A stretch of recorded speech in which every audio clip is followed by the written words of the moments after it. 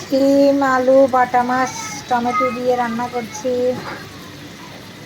শিম আলু বাটা মাছ, এই বাটা মাছ দিয়ে রান্না করছি। কোনো মশলাই নাই এটাতে, একটু হলদির গুঁড়া, একটু মরিচের গুঁড়া আর একটু জিরার গুঁড়া, কোনো মশলাই নেই। আগে মাছটাকে ফ্রাই করে নেবেন, মাছটাকে হলদি দিয়ে নুন মাখিয়ে ফ্রাই করে নেবেন মুচমুচে করে।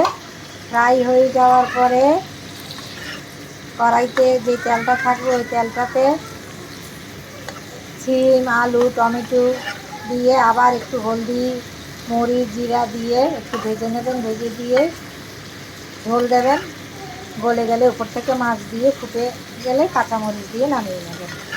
কোনো মশলাই না, খেতে অপূর্ব লাগে, খুবই টেস্ট লাগে, করে খাবেন। কোনো মশলা না, শুধু জিরা হলদি মরিচের গুঁড়া একটু একটু সামান্য সামান্য তাও। প্রথমে তো মাছটা ভেজে নেবেন, মাছটা ভাজা হয়ে গেলে ওই তেলে শিম আলু টমেটো দিয়ে জিরা মরিচের গুঁড়া হলদির গুঁড়া দিয়ে ভেজে নেবেন। ভাজার ভিতরে গলে যাবে, আলুও গলে যায় শিমও গলে যায়। এবার আন্দাজ মতো ঝোল দিয়ে মাছ দিয়ে ভালো মতো ফুটিয়ে কাঁচামরিচ দিয়ে নামিয়ে নেবেন।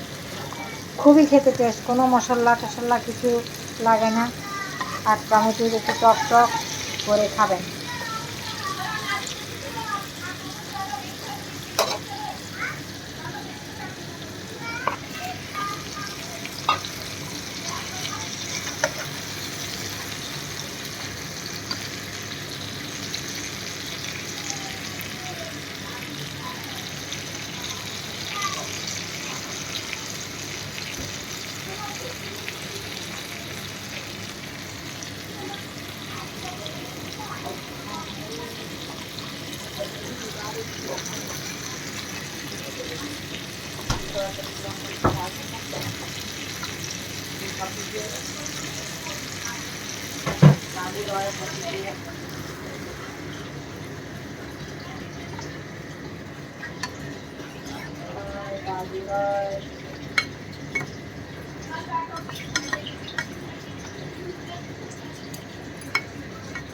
আন্দাজ মতো ঝোল দিয়ে ঢেকে দেবেন, বাস। মাখা মাখা ঝোল খান বা বেশি ঝোল খান, আপনাদের ইচ্ছা। মাখা ঝোল হলে মাখা ঝোল রাখেন, বেশি ঝোল হলে বেশি ঝোল রাখেন।